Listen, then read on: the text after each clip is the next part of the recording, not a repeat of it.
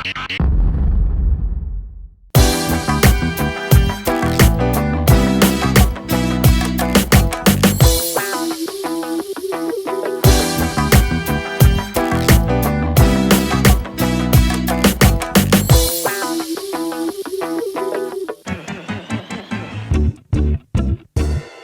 funny in here.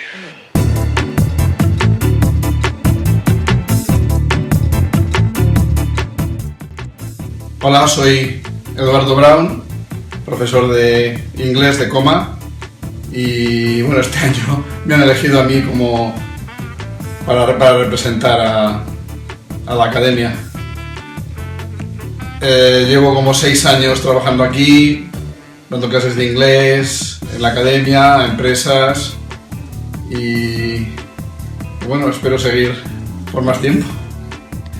Bueno, a mí lo que más me gusta de dar clase es la clase en sí, ¿no? O sea, igual el aspecto teatral o teatrero o de espectáculo que tiene la clase, y me gusta que mis alumnos participen conmigo y se dejen llevar también por lo que yo en un momento les estoy proponiendo.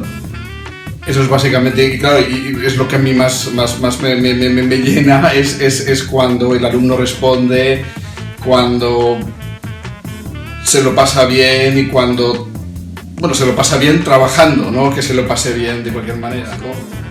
Es pues el reconocimiento de la gente que me sigue todos los días, que me conoce casi como si fuera de la familia y sabe exactamente qué es lo que hago en todo momento. Y ese es realmente el verdadero reconocimiento. Luego, ¿por qué la gente me tiene que votar? Pues no lo sé. La verdad es que esto es como el Festival de Eurovisión. Sales ahí, haces 3 minutos un numerito y luego esperas que los rusos te voten, o los italianos o los franceses. Pero bueno, eso ya depende de cada uno.